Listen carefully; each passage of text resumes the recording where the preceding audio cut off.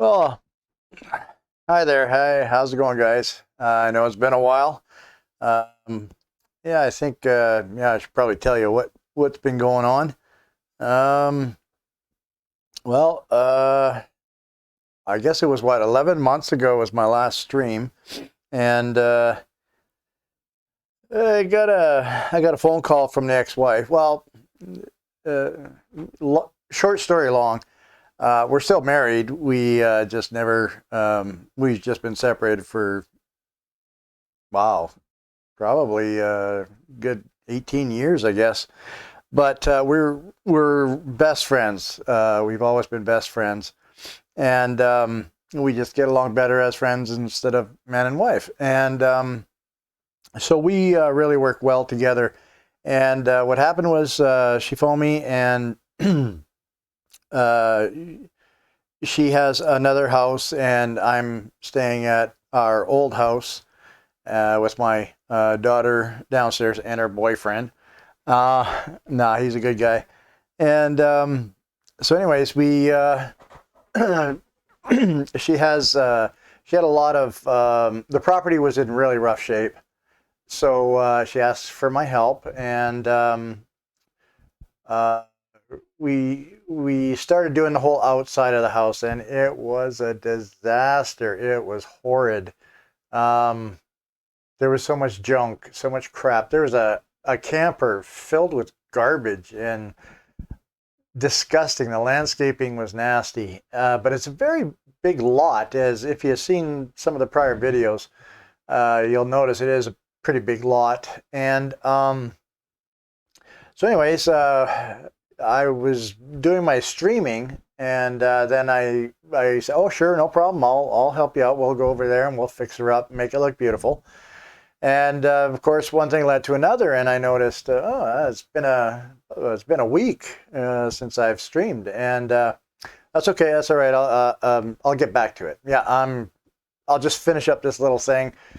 Well, this little thing turned out to be, wow, man, that was a good 9 straight months of work. I mean, we did everything. We landscaped the whole property. The house was renovated top to bottom practically. We put in a garden, a greenhouse. One thing led to another. Can you build me a fence for for the garden? So built a fence for the garden.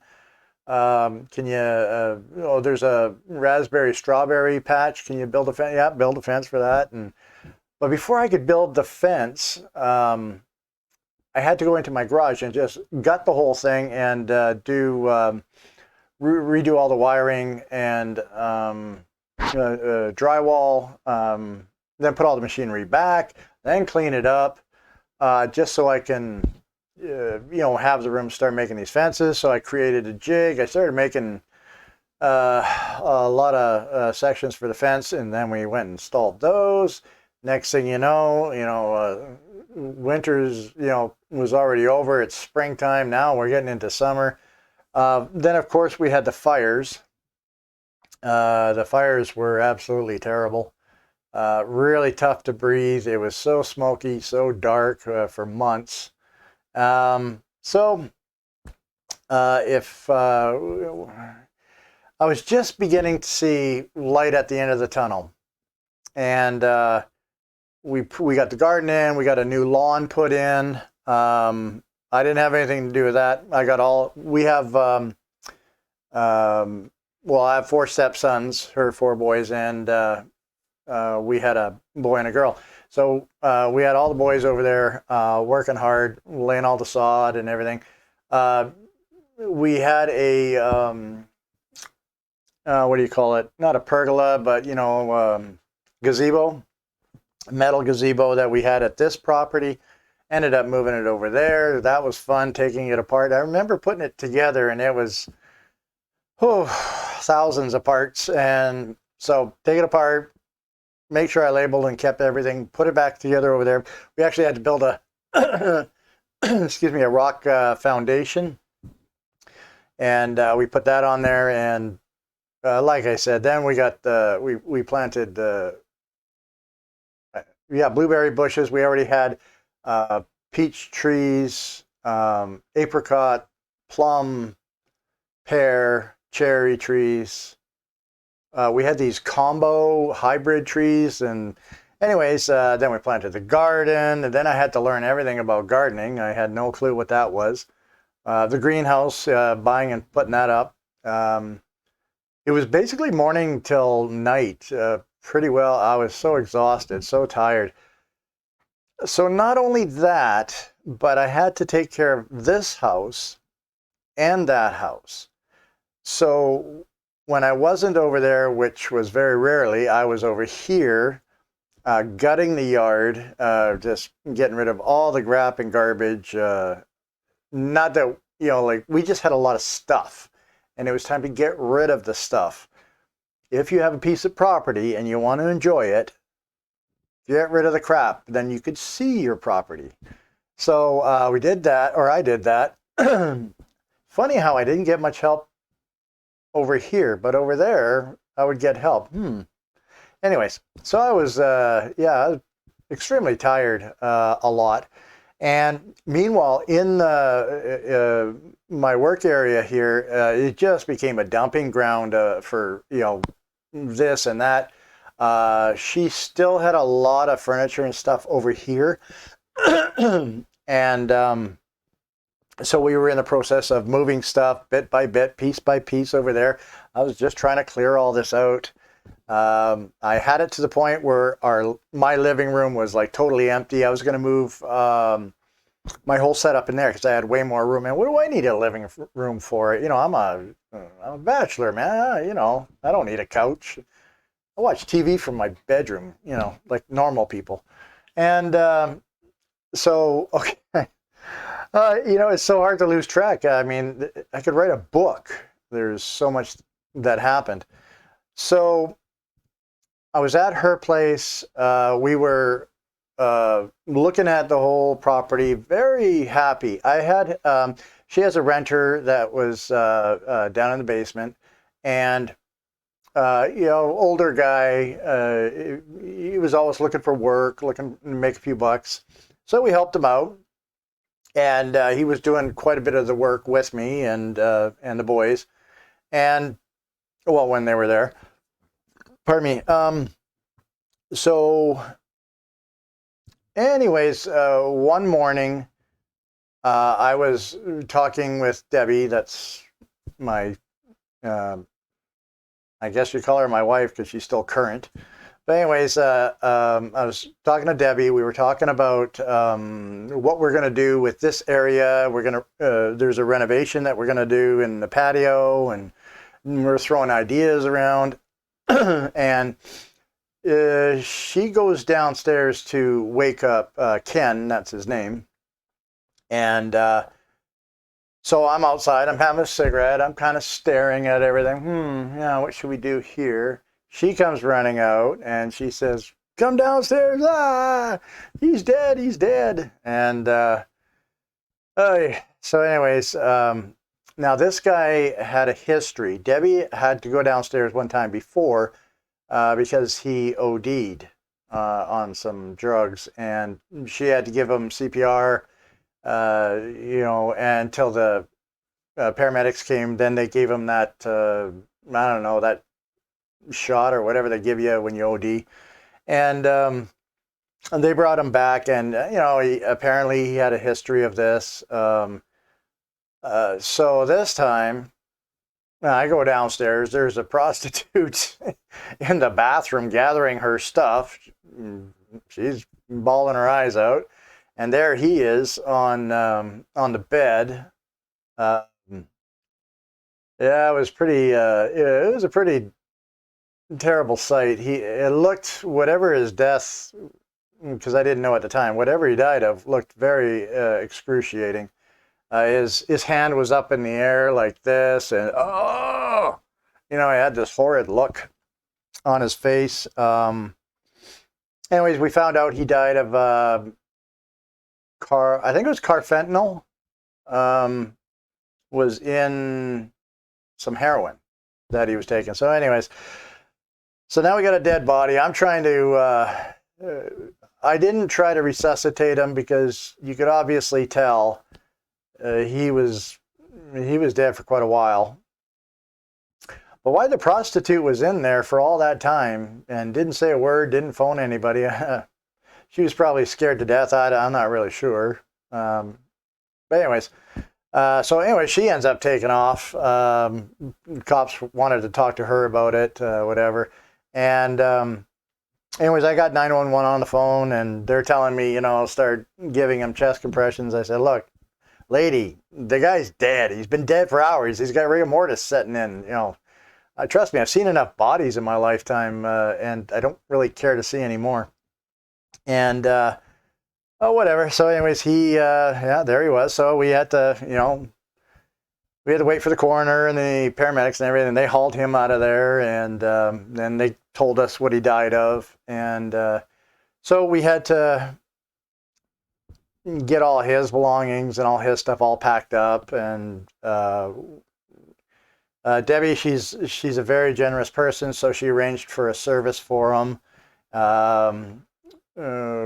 He was so proud and happy of all the work he did. So we made a plaque, and we got a plaque put in for him, and in memory of Ken, because a lot of his hard work was in the yard too. So after dealing with that nightmare, then cleaning up the place and sprucing it up and redecorating it, because it was terrible. Prior to that, we had over at this house, we put the kitchen in the downstairs. We were renovating the downstairs for my daughter and her boyfriend down there, and so that was a ton of work. We had to do metal roofing on one of the additions I built a long time ago. Excuse me. Then I had the garage on top of that. Then I had my woodworking. Because I was a woodworker by trade and cabinet maker as well, and a mechanic, and a welding company. I had one of those, and a electrical company. I had one of those, and a security company, and a computer company, and I had a lot of companies. And so anyways, I'm getting tired just telling you guys about this. And so meanwhile, I'm really, really missing what I was doing. I was really enjoying it because, I know that much, tiny bit about this. And I want to learn more. My brain is like a sponge. I just want to, sponge it up. Okay, so so now we had to deal with his death. And then we had to deal with all the renovations and finally finishing everything. And then, wow, there's like such a huge list of what happened. Then I started getting phone calls from where my mother was living, and the nurses or the care aides were worried about her. And so we had to sort of evaluate her, and she's got Alzheimer's. And my grandmother, who I lived with, I think I was 17. My uncle moved out. My uncle used to live with my grandmother. He moved out, so he didn't want her to be alone. So I moved in, and so I spent time with her. And my grandmother I was extremely close with. She's a very religious lady, and anyway, she developed Alzheimer's. And then, of course, it led to dementia. And then, she lived till 98, I believe it was. And so anyways, now I'm watching my grandmother all over again. So it's my own mom now. And so we had to move her into an extended care facility. And that's tough to deal with. I do have experience with it. It doesn't mean I like it. And it doesn't mean I get used to it. It's tough. It takes its toll on you emotionally. But so now I gotta move her out. Now I have to get power of attorney to handle her affairs, but I can't do that because part of the prerequisite. We talked to a lawyer. of getting power of attorney with, especially with an Alzheimer's patient, is they have to be in their right cognitive state where they can recall who the lawyer was at least a month later. And she can't even remember how to write her name. So it's pretty. People call it a terrible disease. I think it's more of a blessing because it's best you don't remember a lot of things in life. But unfortunately, the good things, that's really tough because you want to remember those. But we have a lot of photos, a lot of photo albums. I make sure she has a lot of pictures. Cool thing is she can watch the same movie over and over and it'll be brand new every day. So that's kind of cool. I look forward to that when I get older because I know I'm going to get it too pretty soon. So now I got to deal with that. And dealing with a bank, dealing with the government. You're kind of helpless. You really don't know what's going on. Anyways, I am making progress through that. Okay, so if that's not bad enough, then my sister, she wakes up one morning, she can't see out of one eye. It's filled with blood, and there's some kind of degenerative disease going on with her eye. Now she's blind in that eye. She's got enough health problems. She's got a blood disorder where it doesn't clot, so operations are extremely difficult. She's had a rough go ever since she was 16. Yeah, it's been tough. Diabetes, who cares, right? That's small. But so now I'm dealing with that, dealing with my mom. And then, if you can believe it, it gets worse after that. My sister and my cousin Dottie and my cousin Sherry, they were very close when we were, 4 or 5 years old. And they always hung out together. And Sherry, she comes down with cancer. And I believe it was lung cancer. And she's kind of in the hospital right now. We just find out about this. And for her, they're just waiting right now. They're waiting for her to go, hopefully peacefully and painlessly. She's got it really bad. So, that's kind of upsetting. And, it gets even more, it gets worse again. And then my cousin Dottie, who lives in Vernon, and she all of a sudden, it came on so aggressively. She developed lung cancer. Apparently, the lung cancer is in the middle of both lungs, and that's the worst that you could ever get, and that's stage 4. So that was very upsetting when we found that out. She's, of course, is having a really rough time. She's what? I think it's she's known for about over a month now or something. And so now I'm trying to, deal with that. Then they find out she's got, now by the way, you got liver and the cancer. She wakes up all yellow. She doesn't know what's going on. Now she's got liver cancer and it's just spreading all over the place. I think they kind of decided to stop looking. It's best not to look. And so I talk with her. It's I don't know what to say. I don't, I can only be there and offer whatever help I can give. And so that's heartbreaking to watch somebody fade away. I got one that's fading away in her mind. The other one's fading away in her body. It's like, I don't know what I did. I don't think I ran over a black cat or anything like that. And, I didn't slap around an orphan or anything. So anyways, this really, so this is all coming at me at once. And, but you know what? You got to be strong. You got to be strong for them. So you learn to, put aside your feelings and make sure everybody else is doing okay. So, oh wow, if that was, so now that I got all this, just prior to all this happening, Debbie, she commissioned me to rebuild all of her furniture in walnut. I built her a key box and I made it out of African sapele. It's a beautiful African mahogany, and it turned out really beautiful. And I told her I'm gonna switch, and I'm gonna go into fine woodworking.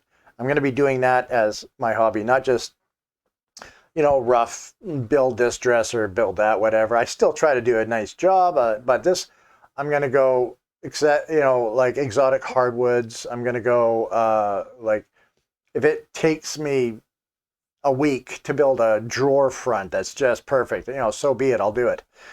So now she wants me to do her whole house, all the furniture. I built her entertainment centers, DVD cabinets, china cabinets. Plus, now she wants the coffee tables, and she loves the walnut. And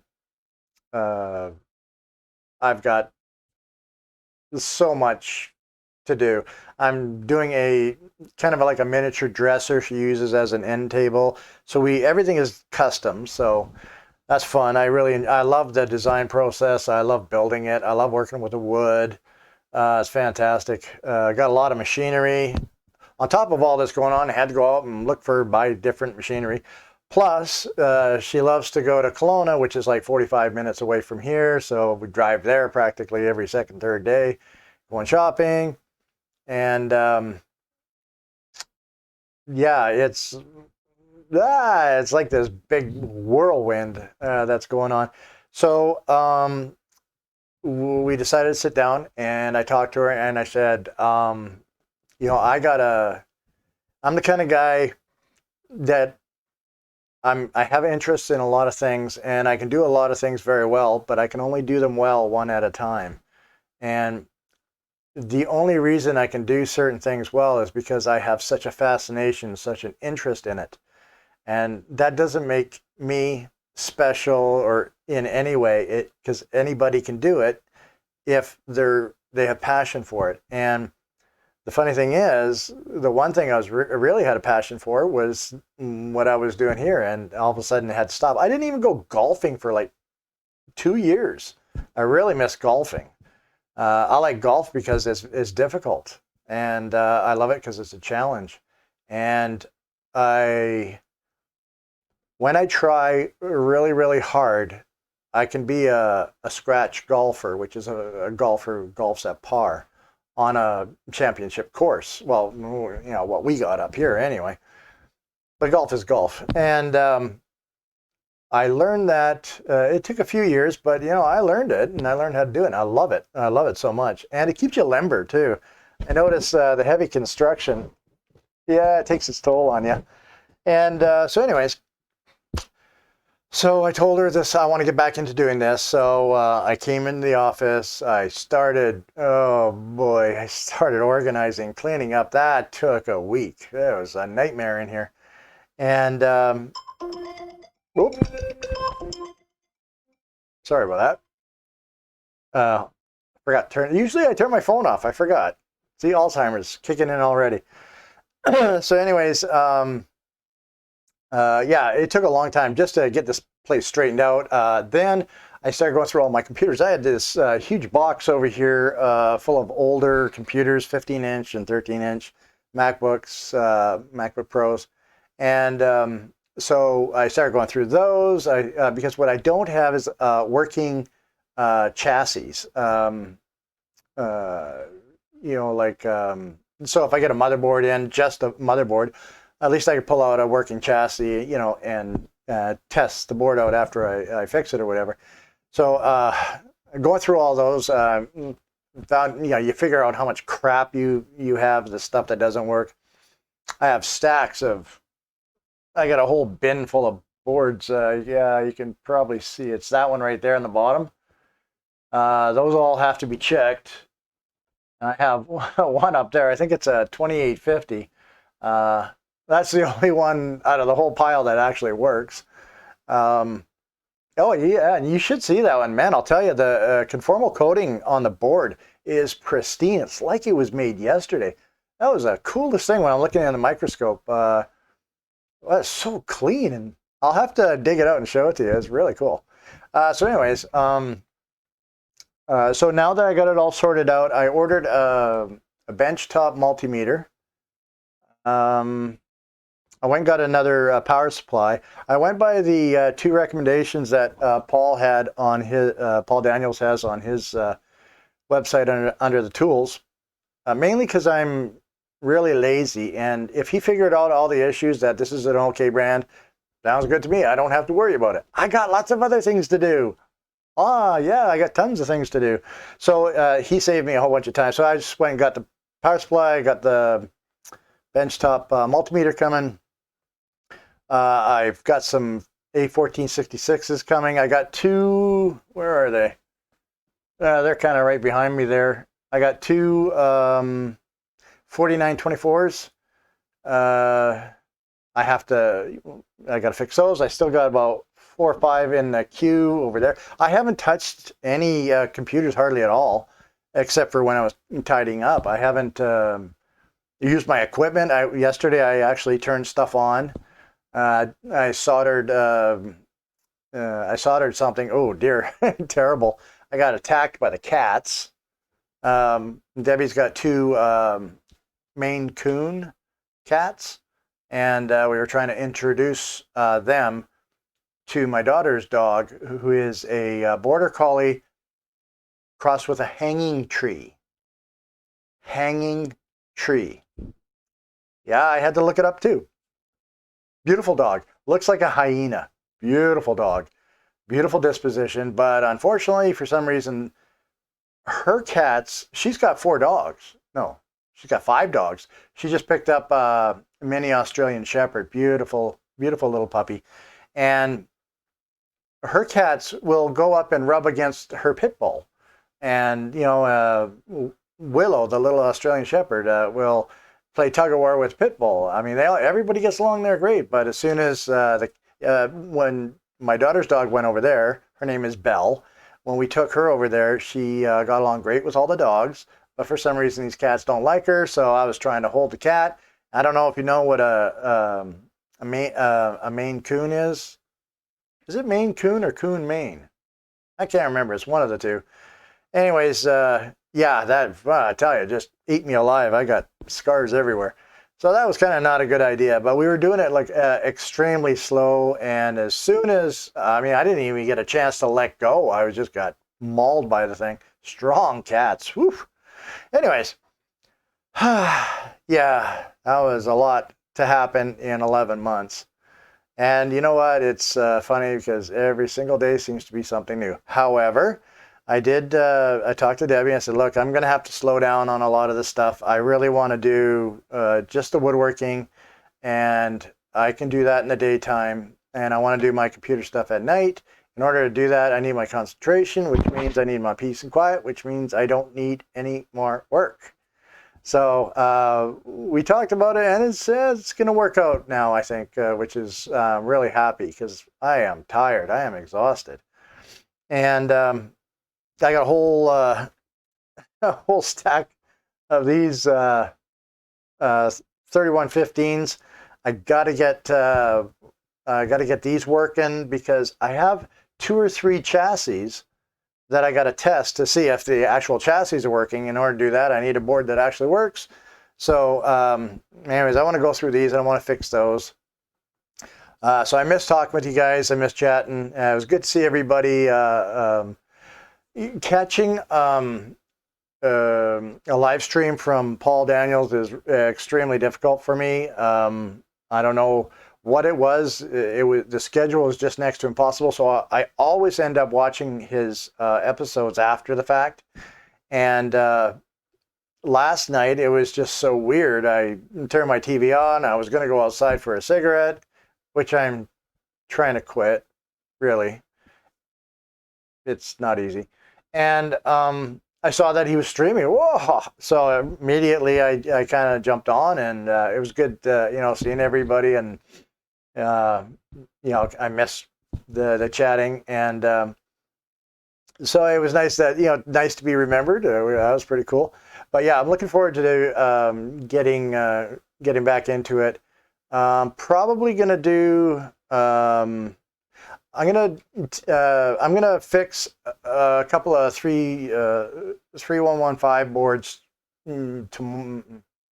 Ooh, maybe not tomorrow, but on Wednesday, because tomorrow I have to talk to CRA, which is Canadian Revenue Agency, about my mom, and that is going to be. I'd rather go to a funeral. It'd be so much easier than dealing with these guys. So I got to deal with them tomorrow, but on Wednesday, what I'll do is I'm going to test out all the equipment. Should be a funny, shaky little episode, but I won't live stream it. I'll just record it and put it on and see how it goes. And then I'll get back and I'll do a live stream in a couple of days. So you guys can have a chance to tell me what to do. And yeah, I look forward to it. So again, I apologize for not being around. It was definitely crazy, and still seems to be crazy.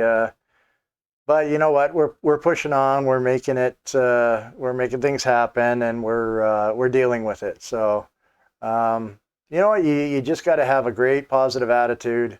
It sounds kind of weird, but you do, and you have to be up. And you know, you put everything aside and you deal with the problem at hand, and it seems to be working. Oh yeah, my two bottom teeth got knocked out. I'd like to say it was I took on a WWF wrestler and he gave me a shot, took my teeth out, but nah. I could say the Canadian thing, say I got hit in the face with a puck, but nah. Unfortunately, it wasn't anything as grandiose as that. It was biting into a very giant Reese's peanut butter cup, about that big. Oh, that was a good peanut butter cup. Yeah, and then, so yeah, then that happened too. So now I gotta go to the dentist. Ugh. Anyways, so hey, how was your time off? I can't wait to hear all about it. I hope things went well for you guys. So yeah, I hopefully I get to see you guys and talk to you soon. Like I said, Wednesday I'll make a video on some 3115 boards, and probably Thursday or Friday I'll do a live stream. Well, thanks a lot, guys. I can't wait to catch up. Hope things are going to go pretty good. Hope things are going great for you guys. It's kind of nice and cold and snowy over here. Sucks. But anyways, I can't play golf, so who cares? All right, so we'll talk to you guys soon. Thanks for watching. How do you stop this thing?